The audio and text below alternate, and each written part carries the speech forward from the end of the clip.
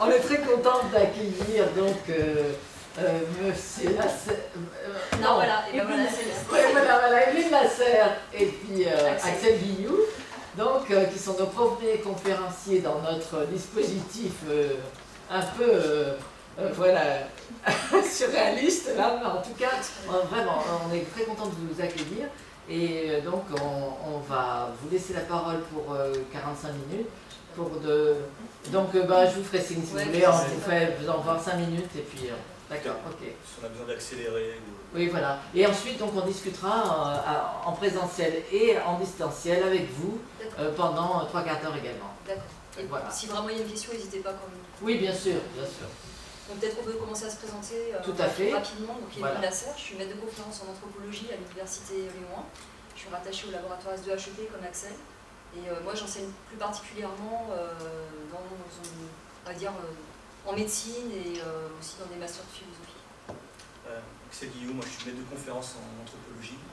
Moi je suis dans une instance plus classique, puisque je suis à Lyon 2, où j'enseigne l'anthropologie.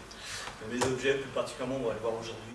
Mon introduction n'était pas très intéressante, mais juste peut-être de dire qu'en tant qu'anthropologue, avec Evelyne, on a beaucoup travaillé ensemble, et notamment sur des questions d'anthropologie du corps, et que depuis maladie aussi, on a beaucoup travaillé sur la maladie santé, et depuis quelques temps, on travaille sur la robotique, notamment sur l'utilisation de la robotique dans des milieux de soins. Voilà. Donc, on va peut-être revenir là sur une recherche que l'on a menée il y a déjà quelques années. Ça ravive de vieux souvenirs, mais en même temps qui a je pense, égrené des choses qui aujourd'hui nous intéressent encore. Cette recherche, on l'appelait les voyageurs immobiles. On l'avait entamée en 2008. Elle avait été en fait menée en collégialité, puisqu'on était tous les deux, plus un collègue philosophe qui s'appelle Jérôme Goffet, et qui a, de son côté, en philosophie, travaillé sur, plus particulièrement sur la question de ce qu'il nomme anthropotechnie, c'est-à-dire l'utilisation de la technique à des fins non thérapeutiques. Non médicales, non thérapeutiques. Et à l'époque, quand on avait lancé cette recherche, on va revenir un peu sur l'histoire, parce que l'intérêt c'est de faire un peu, de montrer comment une histoire aussi de recherche peut se faire, et que en anthropologie, mais je pense dans d'autres disciplines aussi, c'est aussi le fruit de rencontres, parfois d'éclairages problématiques qui tout à coup nous mènent à reconstruire nos objets, à les réenvisager. Et là, donc, cette recherche portait sur l'usage de personnes en situation de handicap, tétraplégiques et paraplégiques, d'avatars, dans des contextes qui sont des contextes numérisés, et en particulier de jeux vidéo, en ligne. Ça, on y reviendra. Mais on va voir que par rapport à l'histoire de cette recherche, cette rencontre avec ce public-là d'utilisateurs, d'usagers, c'est fait, et Evelyne le racontera mieux que moi, c'est fait par un peu des impromptus, ethnographiques. Voilà. Donc l'idée au départ, c'est qu'on voulait vraiment partir sur une posture anthropologique qu'on défendait, c'est-à-dire d'être dans une approche plutôt qualitative, plutôt de type inductive, c'est-à-dire observer les usages, être en situation, plutôt que dans une approche qui peut être complémentaire mais qu'on n'a pas voulu mobiliser à ce moment-là, qui est plutôt hypothético-déductive. Donc l'idée en fait de départ, et croyez-moi en tant qu'anthropologue, et surtout que ça, maintenant ça fait presque 10 ans, c'était pas facile à l'époque de se dire que finalement on pouvait envisager un terrain dit virtuel, et on aime bien mettre des guillemets partout quand on est dans les sciences humaines et sociales, mais bon, assumons.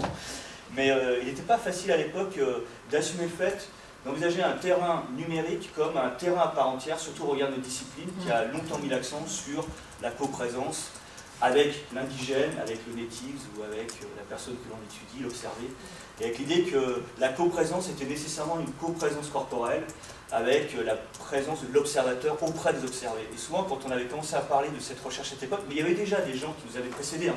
On était juste des suiveurs, hein. Mais bon, déjà nos prédécesseurs avaient expérimenté la même chose, c'était de se dire mais c'est pas un vrai terrain parce que vous n'êtes pas vraiment avec les gens. C'est un objet impur, c'est aussi une recherche impure, il y a quelque chose de cet ordre-là, c'est pas habituel. C'est pas légitime aussi parce qu'en plus il y avait le jeu vidéo qui a longtemps été quand même considéré comme un... On le voit dans les culture studies, hein, là aussi d'autres sont passés avant par là, c'est d'autant plus un objet qui n'était pas forcément très légitime dans sa, dans sa présence, quoi. Même si les choses ont changé, mais bon. Donc on défendait une approche anthropologique qui nous a conduit à nous intéresser aux usages des technologies de l'information et de la communication, parce que peut-on parler de nouvelles technologies? Je pense que maintenant... Aujourd'hui, non. À l'époque, oui. Un peu plus. Voilà, on peut mettre le nouveau, entre guillemets, enfin de côté. Et puis ces jeux vidéo en ligne utilisés par des personnes en situation de handicap physique. L'idée aussi, c'était avec Jérôme, qui était donc notre partenaire et collègue. Ah oui. Voilà. Non, il n'y est pas. Bon. C'était, en plus, donc les diapos sont un peu tranchés, désolé, donc par le discours, hein, vous arrivez à reconstituer un peu ce qu'on a dit. Ah bah voilà. Ah oui, très bien. Il y a eu un fantôme qui a fait fonctionner la diapo. Non, mais c'est celle-ci. D'accord. Et donc l'idée, c'était vraiment d'interroger aussi, j'allais dire, des corps à corps homme-machine, et on va essayer d'en parler après, à la fin de la présentation, notamment par des termes des concepts qu'on avait essayé de mobiliser à cette époque-là, autour des notions d'instanciation, de procuration. Et peut-être qu'aujourd'hui, ça fait très bizarre d'être là, parce que je pense que ça ravive des choses théoriques, c'est-à-dire qu'on est pour le coup véritablement dans ce qu'on avait essayé de nommer à l'époque, c'est-à-dire une instance de procuration. Hein, tous nos arsenaux techniques là nous conduisent à nous instancier mutuellement, et c'est ce qu'on avait essayé de voir au travers de ces avatars.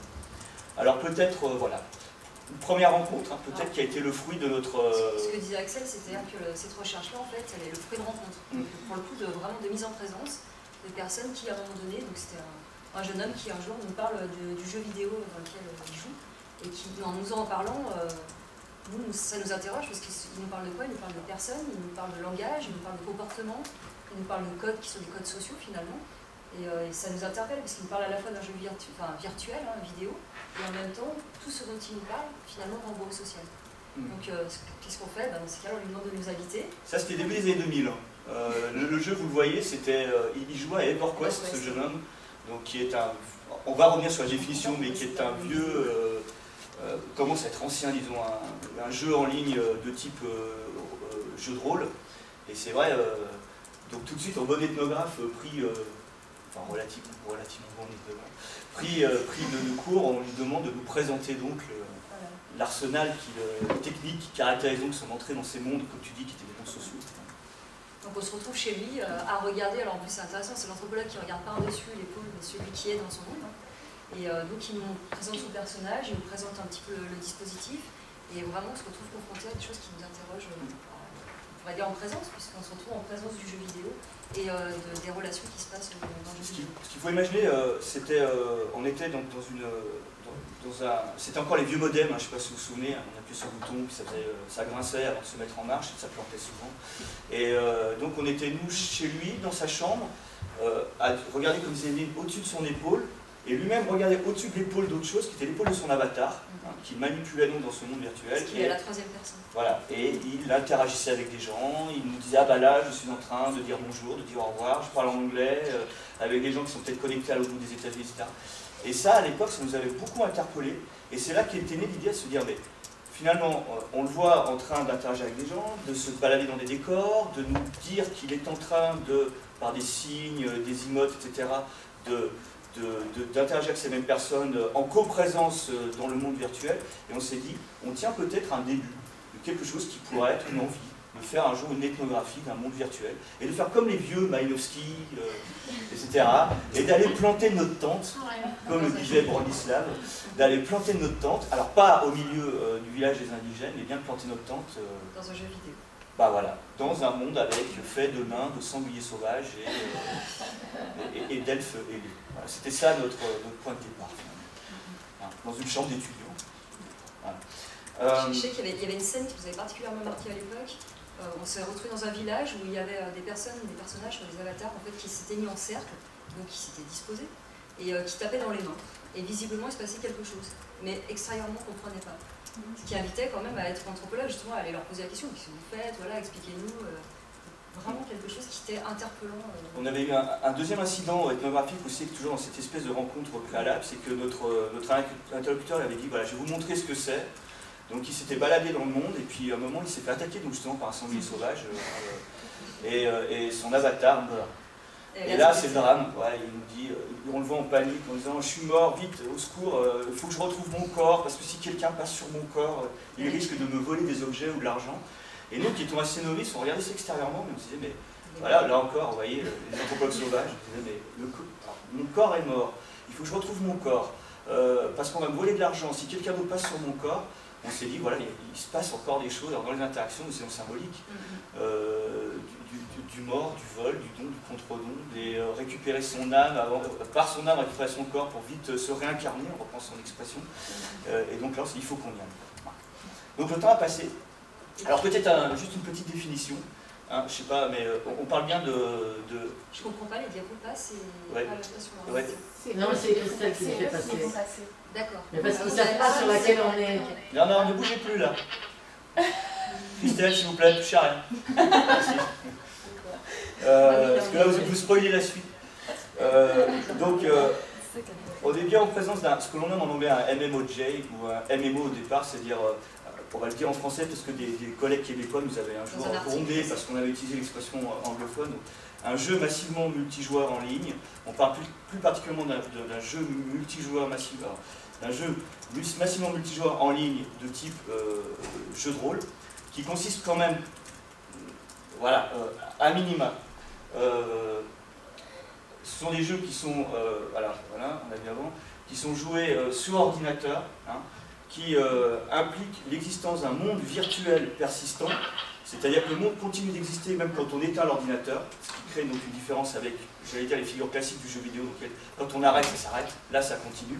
D'où toutes les questions d'ailleurs d'addiction qui ont été posées à la suite de la diffusion de ce type de monde ludique. Donc en ligne, on l'a compris, donc il nécessite une connexion Internet. En 3 dimensions, ça c'est important, c'est-à-dire qu'on est dans un monde interactif qui implique donc des déplacements par l'avatar qui implique les profondeurs, de hauteur, etc. Qui implique aussi l'utilisation d'un avatar animé, hein, qui est un personnage qui est choisi, qui est parfois aussi modifié, et qui permet d'évoluer, de se repérer, d'agir et d'interagir dans le monde virtuel en question. Et puis ensuite, c'est un jeu, il ne faut pas l'oublier. C'est-à-dire qu'après, il y a une dimension ludique de faire des choses. Faire des choses qui, donc, de répondre, enfin, de faire certaines tâches qui peuvent aller au fait de tuer des sangliers jusqu'à massacrer des dragons géants et autres créatures fantastiques pour certains de ce type de ce jeu, créatures fantastiques qui donc impliquent aussi de coopérer, donc d'être ensemble pour répondre à cette tâche. Voilà. Alors peut-être un rappel par rapport on l'a vu, hein, par rapport au terme d'avatar qu'on a déjà beaucoup mobilisé. À nous, c'était assez étonnant, c'est qu'on sortait tout juste d'une thèse sur le yoga, et on se retrouvait avec la figure de l'avatar qui vient du sanskrit avatara. Et justement avec cette idée en fait qu'on descend, qu'on prend encore présence à travers quelque chose qui nous figure. Alors ça peut être dans le cas de Vishnu, il y a une série d'avatars en fait, il y en a une dizaine, ça part des animaux aux animaux humains, et puis après aux humains qui sont de plus en plus évolués. Et là donc c'est d'accord. Et donc là c'est l'avatar en fait pixelisé, mais qui est choisi. En fait, ça remonte cette histoire d'Avatar, un premier jeu qui avait justement utilisé l'idée que le joueur pouvait piloter quelque chose, donc un avatar. Et le terme ensuite s'est popularisé pour aussi désigner l'image qui peut nous représenter par exemple dans un forum de discussion. Hein. Mais l'avatar comme abattre, qui littéralement en sanskrit signifie descendre. Hein. Donc je trouve qu'il y a une dimension symbolico-comparative qui est assez intéressante, sans la tomber dans la surinterprétation anthropologique, mais quand même il y a des choses intéressantes. Prendre corps. Ouais. Descendre, ouais, abattre. Et donc, on peut au moins s'accorder là-dessus, c'est-à-dire que l'avatar peut être considéré comme une créature figurative pilotable et qui sert donc d'interface et de porte de passage et d'interaction avec le monde virtuel. Donc, découle de là notre problématique qui va prendre, enfin notre première envie qui va prendre ensuite sens, on va le voir après au travers de l'émergence d'un jeu qui va rendre possible ce terrain. C'est donc, peut-on faire une ethnographie d'un monde numérisé à l'instar d'une ethnographie classique, mais qui porterait donc sur une communauté ou un groupe humain restreint, mais posant la question, on a beaucoup utilisé cette expression d'instanciation de personnes distantes au travers d'un monde numérisé. Voilà. Donc on a choisi un jeu vidéo qui s'appelle World of Warcraft, ceux qui connaissent, donc, qui est quand même un jeu qui a été produit. Elle a disparu, l'image a disparu. Donc c'est Vivendi Entertainment 2005. Et donc nous on a décidé de créer un personnage et d'aller jouer et de voir un petit peu, voilà, de faire des anthropologues, d'aller sur le terrain. Alors ce qui se passe, c'est que World of Warcraft, pour aujourd'hui, qui fait partie, comme dirait Frédéric Martel, du mainstream du jeu vidéo en ligne aujourd'hui, quand il est sorti en 2005-2006, on était face à quelque chose qui se voulait à la fois pour les spécialistes, mais aussi une forme qui se voulait quand même accessible, j'allais dire, au plus grand nombre, quoi. Tant dans l'esthétique que dans ce qu'on nomme dans le jargon technique, le gameplay. Et donc là, quand le jeu est sorti, on s'est dit, peut-être qu'on tient une opportunité. On avait à l'époque en plus un ordinateur qui pouvait à peu près faire fonctionner l'ensemble. On en avait qu'un, donc on a fait un personnage qu'on animait tous les deux. Voilà, donc, et on s'était dit, mais quel personnage? Vous voyez, d'emblée, là on était déjà dans une réflexion ethnographique à dire, mais quel personnage on va faire? Comment va-t-on le nommer? Est-ce qu'on va faire un garçon, une fille? Et puis comment nous on va se disposer autour de cet avatar commun pour essayer d'interagir. Et donc on a créé, on s'est dit, quoi de mieux que... Qu'est-ce qui pourrait mieux le représenter qu'un anthropologue qu'un voleur? Donc on a décidé de faire bon, on a croisé dans un colloque un autre anthropologue qui avait fait un chaman, ce qui n'est pas non plus anodin. Voilà, donc on a fait un voleur, qui était une voleuse en fait, qui était une... je sais pas pourquoi, on a fait une elfe de la nuit. Ah oui, parce qu'elle pouvait se dissimuler dans... elle pouvait devenir invisible et se fondre dans le décor. On s'est dit, c'est quand même une métaphore assez, une analogie assez sympathique. Donc on s'est dit, on va faire une elfe de la nuit voleuse. Et ce qui est très intéressant d'un point de vue genré dans la répartition des rôles, c'est que moi j'étais, j'allais dire au corps, c'est-à-dire que je me chargeais des déplacements, et Evelyn, elle, se chargeait des interactions. Moi je communiquais. Et à l'époque où le jeu n'avait pas de système encore en micro, c'est-à-dire qu'on ne communiquait à l'époque que par clavier interposé, donc par écrit. Alors après c'est vrai qu'on a communiqué aussi avec un système TeamSpeak, enfin, voilà, micro. Donc ça s'est rajouté, ce qui fait que là, pour le coup, qui pilote qui, il y a la voix qui fait qu'on sait si c'est une fille ou un garçon qui joue. Voire, il y a quand même des gens qui utilisent des vocodeurs, donc qui permettent de modifier la voix pour troubler un petit peu. Ça s'entend, mais du coup c'est pas ça, un garçon ou une fille. Et donc quand on était en interaction avec nos premiers partenaires de jeu, ils se demandaient comment on faisait, parce que notre personnage arrivait à sauter partout, à faire plein de choses, et en même temps on tenait des conversations extrêmement fournies par écrit, et souvent il y en avait qui disaient « Comment vous faites ?» Enfin, comment fais-tu parce que... Ouais, bref, ça c'était les petits tricks de terme. Après, il y a eu, on a donc fait notre personnage, on a fait comme tout le monde finalement, on a eu des aventures formidables, on a tué des sangliers, beaucoup, parce qu'on tuait beaucoup de sangliers à l'époque dans World of Warcraft. C'était très exploratoire, voilà. On venait un petit peu voir comment ça se passait. On n'avait pas vraiment d'idée de problématisation par rapport... On prenait des notes par rapport aux interactions qu'on entendait, quand quelqu'un nous disait par exemple « Attends, excuse-moi, je pars de... » la fameuse expression AFK, je pars de mon clavier parce qu'il faut que j'aille changer ma petite. Donc on avait comme ça des... Vous voyez comment les mondes collaboraient, ou à la fois on était dans des forêts formidables, forêts fantastiques, où il s'agissait d'aller attaquer un camp de trolls, et puis en même temps, tout d'un coup, le présent, un autre présent arrivait, c'était le présent de la vie quotidienne, le téléphone sonne, excuse-moi, ma mère tape à la porte, etc. Et qui donc rappelait aussi que on était dans des mondes vraiment, des temporalités, des espaces qui étaient en dialogue constant. Et ça, c'est intéressant, on prenait nos petites notes en même temps, pas moi, parce que j'avais toutes les mains occupées, mais je me disais... voilà. Alors, après, il y a une deuxième rencontre décisive en fait dans le jeu. Donc, on était rentré à l'époque dans une communauté qui s'appelle une guilde, et dans cette guilde, il y avait un personnage, qui est un paladin, donc c'est un personnage qui est assez autonome, c'est-à-dire qu'à la fois c'est un personnage qui est guerrier mais qui peut se soigner. Et ce personnage, donc on en connaissait le nom, on avait un petit peu discuté avec le personnage, mais en tant que personnage. Et ce personnage-là, à un moment donné, nous dit « Ouais, aujourd'hui c'est extraordinaire, il m'arrive un truc incroyable. » « Ah bon, qu'est-ce qui t'arrive ?»« Ça y est, j'ai ma monture. » Et dans le jeu, en fait, on se déplace à pied. Vous avez un exemple de cheval typique de... Et le jour où on a sa monture, on peut aller beaucoup plus vite, on est beaucoup plus libre, beaucoup plus autonome. Et je l'emploie à dessein. Et voilà, donc on discute et on dit, bah écoute, on arrive, on vient voir... Il y a eu un hiatus entre nous à ce moment-là, parce qu'on ne savait plus qui parlait. Ouais, bah, est-ce que c'était le personnage qui nous racontait « Super, j'ai ma monture, je suis contente, et je peux faire des choses, et vous, vous l'avez pas », parce que nous, on n'arrivait pas à l'avoir, parce qu'on n'arrivait pas à gagner suffisamment d'argent pour l'acheter. Et là, il y a eu un hiatus. Alors, on a joué le jeu, en fait. On a joué d'abord le rôle en disant « Ah, formidable, tu as ta monture, chère paladine, explique-nous. » Il y avait une émotion qui n'était pas normale, qui n'était pas liée simplement au fait d'avoir un cheval. Il y avait quelque chose qui ressentait qui se jouait de plus pour cette personne-là. Ce personnage, cette personne... Donc on va avec notre avatar la voir, on meurt d'ailleurs sur le chemin. Donc elle vient nous aider parce qu'elle avait un niveau supérieur. Et finalement, en fait, on se retrouve à discuter avec elle et se rendre compte que derrière le personnage, il y a une personne. Et que cette personne, en fait, vit cet événement comme quelque chose de plus que simplement un avatar qui a un cheval. C'est que c'est quelqu'un qui est en situation de handicap. Et du fait d'avoir un cheval, elle va pouvoir se mouvoir et c'est quelque chose dont elle a toujours rêvé. Pouvoir monter à cheval alors qu'elle ne peut pas. Elle nous dit Dixit, depuis toute petite, je rêvais de faire du cheval et d'une certaine manière, je fais du cheval. Alors déjà on découvre que c'est une fille, parce qu'à l'époque, je vous le redis, c'était que par écrit. Après quand les voix ont résonné, c'était différent. Déjà on découvre que c'est une fille, alors qu'on était plutôt à l'époque dans un monde très très masculin quand même majoritairement, ce qui faisait que c'était un avantage parce que comme Evelyne, souvent elle féminisait son avatar, les joueurs étaient tous certains, et c'était vrai pour le coup, pas complètement, à moitié, que derrière il y avait une fille, et ils étaient vachement plus gentils, ils offraient plein de cadeaux, c'est un gars relationnel, ils voulaient l'aider, etc. Parce qu'il y avait très peu de filles joueuses à l'époque.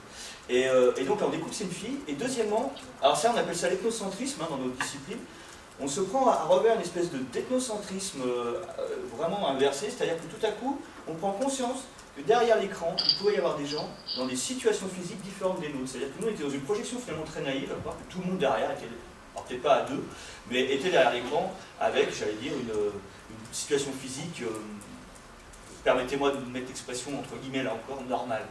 D'un coup, quelqu'un nous dit, je suis en fauteuil et je dois faire du cheval, tu ne peux pas t'imaginer à quel point ça provoque des choses intenses en moi. Donc là, on s'est dit, à partir de là, on s'est dit, voilà, là il y a vraiment une recherche à mener sur la question des personnes en situation de handicap et la manière dont elles s'investissent dans le jeu avec leur avatar. Après, l'idée, c'est, voilà, méthodologiquement, comment on fait? Donc méthodologiquement, ce qu'on a décidé de faire, c'était à la fois les rencontrer dans le jeu et puis après d'aller les rencontrer aussi chez elles. Donc il y a les deux phases en fait. Mais aussi jouer avec les avatars, le nôtre et leur avatar pour voir comment ils se déplacent, etc. Comment ça se passe. Donc ça, méthodologiquement, on a rencontré peu de personnes, en fait on a rencontré 5 personnes, mais qu'on a rencontrées longuement et qui nous ont expliqué tout ça. Donc c'était des entretiens, des observations, puisqu'on leur a demandé aussi de nous présenter leurs avatars lorsqu'on allait chez elles. Et puis on s'est déplacé aussi dans la ville avec les personnes, on reviendra un petit peu après là-dessus. Parce que, en fait, on a vite compris aussi quelque chose, c'était la limite méthodologique de la démarche, c'est que, parce qu'on avait mobilisé j'allais dire des structures aussi qui travaillent un peu sur cette question handicap, nouvelle technologie. Et puis déjà, le jeu vidéo n'était pas forcément considéré par nos interlocuteurs comme quelque chose de très sérieux. En gros, c'est de dire, bon, les handicapés qui jouent, ça les enfer. Nous, on est plutôt là pour les conduire à travailler, etc. Donc bon, c'était pas forcément le plus simple. Puis surtout, il y a aussi, nos interlocuteurs nous disaient, mais vous savez, il y a des gens qui sont handicapés, qui jouent au jeu, qui n'ont pas envie d'être identifiés. Qui ont envie d'être tranquilles, derrière leur personnage, leur super guerrier, etc., qui ont envie de faire des choses avec les autres, sans être, ça c'est le stigmate, hein, sans être ramenés à cela, là aussi, j'allais dire. Déjà que dans la vie sociale, c'est une chose, là dans le jeu, laissez-leur au moins la liberté d'être comme ils ont envie d'être, en tout cas. Donc ça posait une question, c'est comment pouvoir joindre ces personnes. Alors du coup, il y avait cette personne qu'on avait rencontrée qui nous a renvoyé vers une personne en situation de handicap qu'elle connaissait. Et puis on est passé par les réseaux handicap international et aussi, comme je travaille en médecine, les services de réadaptation. Et donc on a réussi, grâce à ces réseaux-là, à avoir 3 autres personnes qui ont pu répondre à nos questions et qu'on a pu rencontrer aussi. Et donc, alors peut-être, comme tu l'as bien dit, vous voyez, méthodologiquement, les choses étaient à peu près classiques, hein, c'est-à-dire calva d'entretien, avec des grands temps de questions sur la pratique du jeu, l'histoire de la personne, du handicap. Qui nous parlent de leur avatar. Parlent de leur avatar, comment ils envisagent l'extension technologique de l'ordinateur, etc. Alors peut-être juste une histoire, Sarah, on va nommer Sarah, qu'on rencontre, donc la première. Sarah, en fait, elle était paraplégique, très jeune, à 2 ans, hein, suite à un mauvais traitement de son père, hein, qui l'a battu et qui l'a blessé gravement. Et ce qui fait que quand elle nous a parlé du cheval, on a encore mieux compris en fait cette histoire de cheval, c'est-à-dire que véritablement, quand elle nous a dit depuis toute petite, j'avais envie de faire du cheval et j'ai jamais pu en faire, pour le coup, par rapport à sa situation qui était la sienne, c'était vrai. Alors qu'on avait rencontré, enfin, c'était d'autant plus, j'allais dire, important. Alors qu'on avait rencontré un autre joueur, qui était donc un de ses amis, qui lui a été tétraplégique. En fait, il n'avait qu'une main qui était à peu près fonctionnelle encore. Lui, il avait eu par contre un accident de scooter à 20 ans. Donc, si vous voulez, là, le vécu était encore différent. Hein. Il y avait vraiment l'histoire du handicap aussi qui se dessinait derrière. Il avait été accidenté. En fait, la limite en fait, méthodologique, c'est qu'on a rencontré des personnes qui ont été victimes. Et donc chaque fois qu'ils se retrouvaient dans une situation, ils pouvaient être autonomes parce qu'ils avaient de l'argent. Donc elles étaient financées pour. Ouais, oui. Elles avaient été, les assurances avaient fait qu'elles avaient une.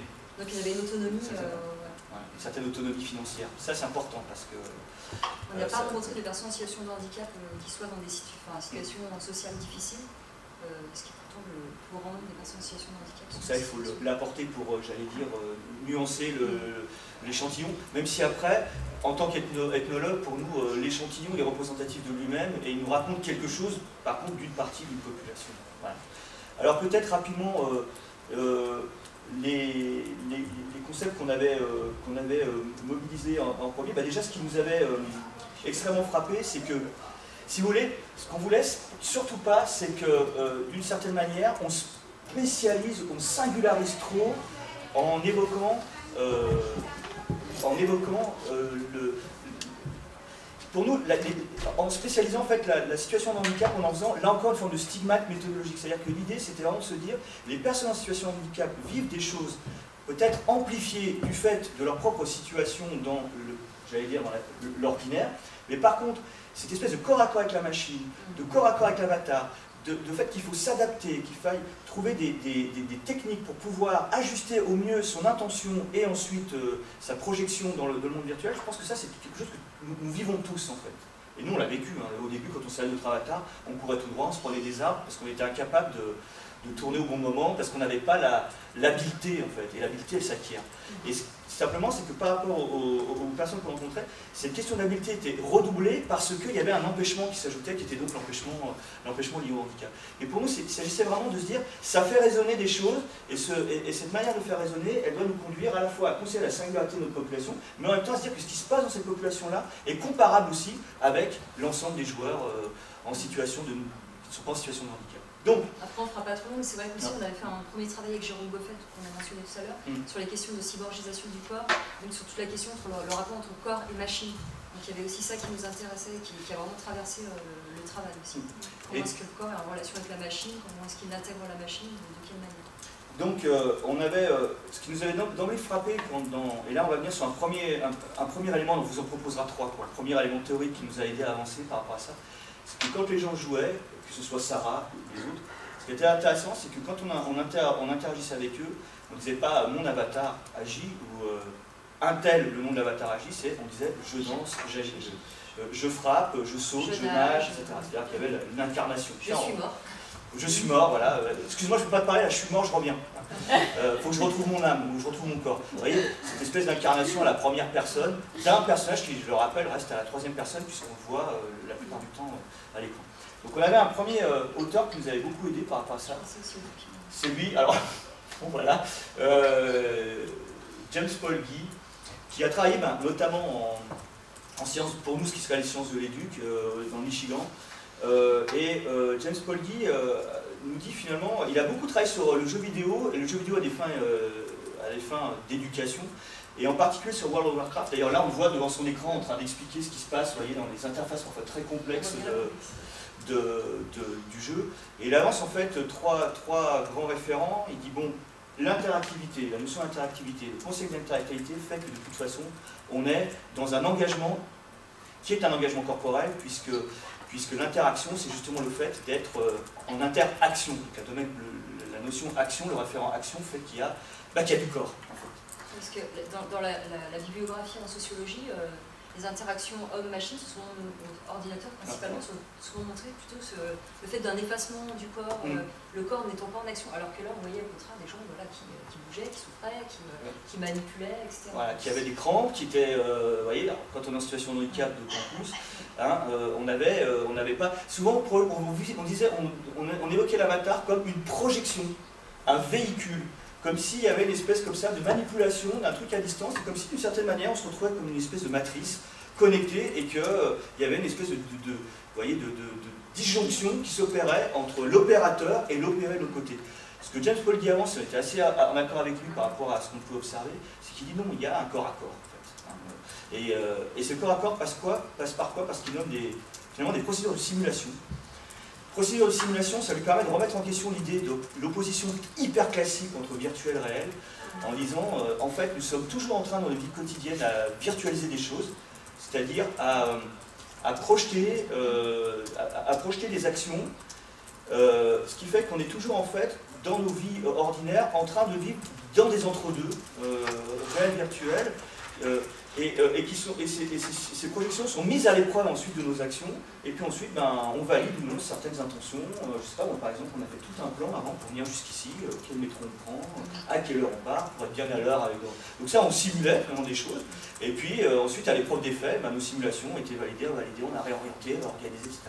Et finalement, le joueur, l'acteur en jeu vidéo, il ne fait que ça, et finalement, il ne fait que ça comme il le fait aussi dans sa vie quotidienne, et comme tout un chacun le fait aussi dans sa vie ordinaire. Et donc la première chose, c'est qu'il désaccorde cette opposition un peu trop facile entre réel et virtuel, en ajoutant une autre chose qu'il nomme l'attune, la dimension justement de l'accord, en disant que jouer un personnage dans un jeu vidéo, ça correspond à ce qu'il nomme une posture projetée, ou une position projetée. C'est-à-dire qu'on est obligé de se mettre à la place du personnage, finalement de s'incarner littéralement dans le personnage, pour pouvoir faire des choses qui soient des choses qui permettent d'accorder nos intentions avec finalement les intentions du personnage, quasiment. Il va un peu loin par rapport à ça, presque dans un nominalisme. C'est-à-dire qu'il dit, si par exemple vous jouez un guerrier dans un jeu vidéo tel que World of Warcraft, on nomme aussi un tank, un guerrier c'est quelqu'un qui, la plupart du temps, se met devant le monstre et doit encaisser des coups pour faire que le monstre ne s'en prenne pas au reste du groupe, quoi. Et donc il dit, James Polgy, il faut quasiment que le joueur se dise, je suis en train d'être un guerrier qui doit prendre les coups pour jouer correctement. S'il se met à penser autrement, à vouloir faire autrement que ce que le personnage finalement lui propose, c'est là qu'il commet une erreur et meurt. Et fait mourir tous les autres en plus. Et donc ils sont engueulés. S'il imagine être un personnage à distance qui va soigner, etc., ça correspond pas au personnage qui va jouer. Voilà, c'est-à-dire que si on est un soigneur, il faut qu'on se mette, on s'attune, donc on s'accorde avec cette idée de soins pour être effectif et donc faire des choses qui soient utiles et pertinentes dans ce monde avec lequel on s'accorde, qui est donc le monde du jeu. Donc voilà, une posture projetée, littéralement, se projeter physiquement, mais aussi mentalement, parce qu'il refuse le dualisme, dans cet avatar qui c'est donc simplement un véhicule. Mais plus qu'un véhicule, il est un prolongement, un substitut, un accompagnateur. Nous on parlait de procuration. Voilà.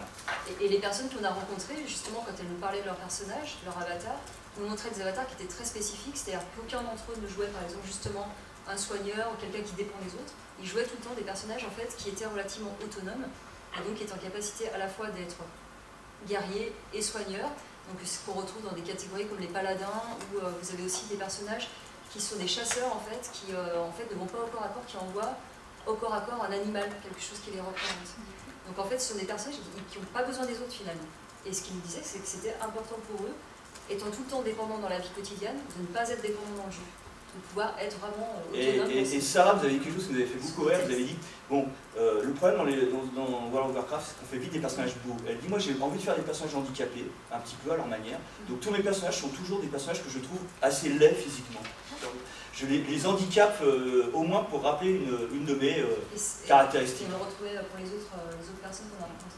Alors pour revenir sur cette question de posture projetée, il y a, vous voyez, on a pris 2 extraits d'entretien qui rappellent ça, hein, qui font bien résonner, je trouve, l'approche de James Polgy. Vous voyez, Luc, par exemple, qui, lui, nous dit, vous voyez, alors là, lui, en situation de handicap, hein, le fait de manipuler, d'utiliser le personnage, de le faire courir, de le faire sauter, de le faire nager, des choses comme ça, on récupère un certain nombre, enfin, on récupère entre guillemets, on retrouve une certaine liberté, un sentiment de liberté que tu n'as plus ou que tu as perdu quelque part. Vous voyez vraiment du le ou on qui est partagé.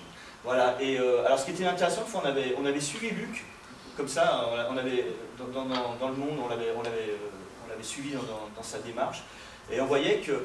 Et on l'avait interrogé là-dessus. Quand il se déplaçait avec son personnage, la plupart des autres joueurs, c'était marrant parce qu'on voyait il y avait plein de monde. Les autres joueurs, alors, les gens sautent beaucoup, je ne sais pas pourquoi, j'ai l'impression qu'en sautant, ça leur donne plus, plus vite. Mais beaucoup sautent par-dessus les barrières, passent à travers les prairies. Voilà. Et lui, on voyait, il restait toujours sur les chemins. En fait, on le perdait de vue tout le temps. Ouais. Parce qu'en fait, nous, on faisait ça de manière un peu anarchique. Et lui, en fait, il suivait les chemins. C'est comme s'il était en fauteuil. Et en fait, il prenait des angles droits à chaque fois, comme ça, en suivant toujours les petites routes pour être toujours sur le bon chemin. Et on l'avait interrogé là-dessus, il nous disait bah... La perception de l'espace, c'est ouais, ça. il dit parce que moi, ma vie, c'est ça, quoi. C'est des angles droits, c'est des chemins. Sinon, j'avance pas. Donc, vous voyez cette espèce de trouble, quoi, entre des postures, voilà, pour le coup, projetées dans différents contextes. Gilles aussi, on avait pris cet excellent entretien de Gilles qui nous avait beaucoup frappé. Gilles était, alors c'est la personne tétraplégique qu'on avait évoquée tout à l'heure, mais qui voyageait beaucoup, qui aimait beaucoup, enfin qui voyage encore d'ailleurs à l'époque, et qui disait, vous voyez, j'aime bien me balader sur la mer. C'est un endroit du jeu qui est dans un espèce de grand sud, très tropical, où il y a la mer, les couchers de soleil comme ça, sur une espèce de lieu un peu comme ça, un peu villégiature.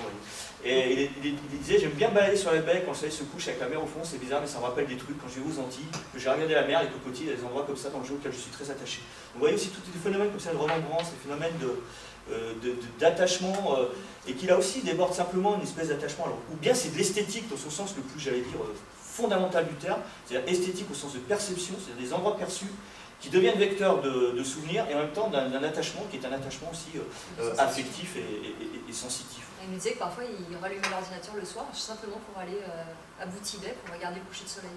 Donc vraiment, il allait jouer, en fait il restait sur la plage. Il allait faire une expérience. J'aime bien rester sur la plage, vous voyez, des choses comme ça qui étaient assez frappantes. Écouter les grenouilles. Oui, au loin. Et puis, alors peut-être un autre point qu'on voulait évoquer avec vous, alors le corps, oui, actif, hein, contrairement à, je pense, à une partie des approches qui pensaient qu'on était un peu dans l'idée d'une inactivité, voire d'un oubli du corps à nuancer. L'acquisition aussi de procédures physiques, en fait, on se rend compte qu'en observant les gens, et puis nous-mêmes on l'avait vécu, j'allais dire, de l'intérieur, à deux têtes, mais quand même, c'est apprendre à bien jouer, c'est apprendre à trouver une sorte d'affûtage. Pour faire le lien avec Marcel Mauss, c'est toutes les questions d'efficacité corporelle, les techniques du corps, on est vraiment dans ces questions-là. Et puis qui, dans le cas des populations qu'on a rencontrées, qui redouble aussi un autre accord, qui est celui de l'accord corps, ordinateur, avatar, et en plus avec là, pour les gens, le fauteuil en plus qui s'ajoute. Voir là dans l'une des deux, donc la personne qui avait vécu aux Antilles, comme on disait tout à l'heure, il n'avait qu'une main active. Et donc c'est pour ça qu'il nous expliquait qu'il faisait un chasseur, comme tu disais tout à l'heure, parce qu'il avait finalement peu de fonctions à utiliser. Il peut bouger. Et là aussi, on l'avait vu en train de jouer, nous montrait vraiment, alors en plus c'était assez intéressant parce qu'il y avait plein d'écrans devant lui, il y avait une espèce d'hyper-connectivité, on va venir après, dans son monde quotidien, et cette main qui était une main, j'allais dire, à tout faire, hein, qui lui permettait à la fois d'interagir un minimum, de donner des ordres à son animal. Ils ont des joysticks qui sont complètement adaptés pour pouvoir jouer. Oui, c'était des souris tout en raccourci, quoi. Voilà. Donc, et puis, je pensais juste à Sarah, l'intérêt aussi des suites, parce qu'on les a suivis aussi parfois dans la ville, et là, par exemple, de voir que son fauteuil roulant, elle est gauchère, mais elle a adapté justement pour que le fauteuil, en fait, elle se sert de son joystick fauteuil à droite, parce qu'elle se sert de sa souris à droite. Et ce qu'elle nous disait, c'est qu'elle travaillait la dextérité pour le jeu en travaillant la dextérité du fauteuil. Donc il y a vraiment une continuité aussi entre les deux. Et ça, c'était assez étonnant parce qu'on l'avait suivi, on va dire que c'est dans une grande ville de la région lyonnaise, on l'a suivi en fauteuil, nous on était à pied, et elle était dans cette espèce de performance, on peut parler pour le coup de performance, hein, recherche de performance. Ça l'amusait beaucoup, je pense aussi. Et on courait derrière. La scène était assez drôle parce qu'elle passait, elle évitait les poubelles, tac tac, il y avait une voiture garée en le fil, elle savait quel bateau elle pouvait prendre pour éviter. Et nous on était là à essayer d'éviter les poubelles, de passer entre deux murs pour essayer de la rejoindre. Et il y avait comme ça une espèce de mise à l'épreuve elle-même de sa propre corporalité en fauteuil pour ensuite répondre à une autre mise à l'épreuve, c'est-à-dire développer ses propres techniques, ses propres techniques dans le jeu. Voilà. Alors, ça va. On va toujours rester sur Sarah parce que c'était quand même un personnage important. Il y a aussi quelque chose qui nous avait. Attendez, ça on l'a passé. Voilà, ouais, ce que nous avait dit la personne. Ma souris est blindée de raccourcis, vous ne pouvez pas voir l'extrait, enfin on est tout petit ici. Je peux faire des actions avec mon personnage, il reste à distance, etc. Donc là on a mis l'extrait d'entretien de. Et voilà, alors quand on est là, vous avez Sarah de dos chez elle. Quand on est arrivé chez Sarah, quand elle nous avait invité chez elle pour qu'on fasse un entretien in situ, j'allais dire, il y a quelque chose qui nous avait aussi énormément frappé chez Sarah, c'est en fait, son appartement était lui-même un lieu, un peu finalement, on peut penser à notre configuration d'aujourd'hui, mais peut-être dans un espace plus petit, mais avec plus de dispositifs techniques. Donc là, vous voyez, vous avez Sarah de dos, et en fait, on était déjà 2 écrans, des ordinateurs qui étaient tous interconnectés, des consoles de jeux vidéo elles-mêmes aussi interconnectées, toutes les pièces de sa maison étaient... Alors, vous allez dire, sauf la cuisine. Sauf la cuisine. C'était une Sarah particulièrement geek, quoi. Mais en tout cas, elle avait tout de suite mis ça en évidence en disant, tu vois, je suis dans une... Je me déplace, pour quelqu'un qui allait quand même à l'extérieur, mais disait c'était pour moi très important, hein, je reprends ces termes, d'avoir chez moi quelque chose qui toujours se prolonge, m'amène au dehors. Donc, même sa salle de bain était... Elle peut prendre son bain en étant connectée. Et dans sa chambre, c'est pareil. Et la chambre particulièrement, parce que quoi, un fauteuil roulant, bah, il faut bien le charger. Donc, du coup, elle se retrouve dans son lit, elle peut continuer à être connectée. Et ça lui permet justement de jongler avec les moments, les espaces et la dépendance à l'objet aussi. Donc là, vous voyez, on a pris un peu les photos de cette espèce on va presque voir une espèce de système Frankenstein, quoi, où tout est aggloméré, ajouté, mis en réseau, etc. Et en plus, comme elle était plutôt douée, je dirais, en informatique, c'est elle qui a monté tous ces systèmes de relais.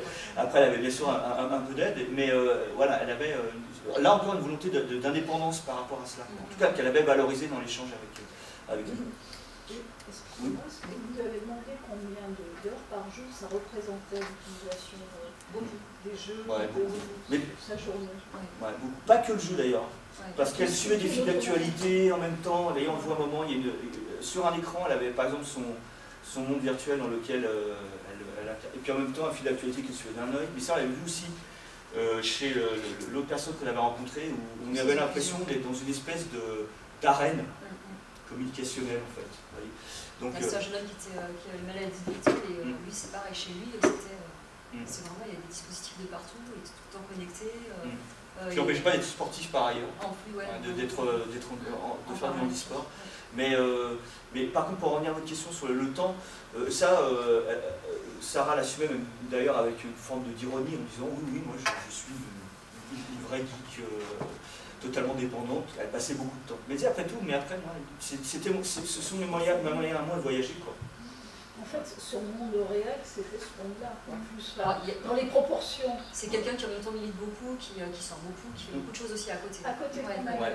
Tous ceux qu'on a rencontrés, en fait, avaient un gros investissement informatique, mais en même temps aussi sortaient et avaient aussi une vie sociale. Avec vie aussi avec un conjoint, pour la plupart. Luc, par exemple, l'avait rencontré, lui, il voulait se servir de World of Warcraft, parce qu'on n'a pas dit les chiffres, mais ça se comptait en dizaines de millions de joueurs. Et ce qu'il disait, c'était aussi pour lui un moyen de promouvoir autrement une image du handicap, c'est-à-dire dire bah oui, je suis handicapé et joueur. Et il voulait d'ailleurs monter une guilde de joueurs en situation de handicap. Et donc c'était un moyen aussi pour lui politique, finalement, de faire résonner des choses par rapport à la visibilité. Voilà. Donc, peut-être, voilà, c'est-à-dire, pour nous, là, ça fera le lien, en fait, on a fini, avec le dernier thème conceptuel qu'on voulait avancer avec vous. Donc, vous voyez quelque chose qui est de l'ordre de l'hybridation, de la mise en réseau, alors, voilà, on n'a pas le temps là, mais prolongement, comme j'ai dit tout à l'heure, agencement, certainement, et qui aboutit donc à pour nous, l'appartement de Sarah, c'était un gigantesque agencement communicationnel, finalement.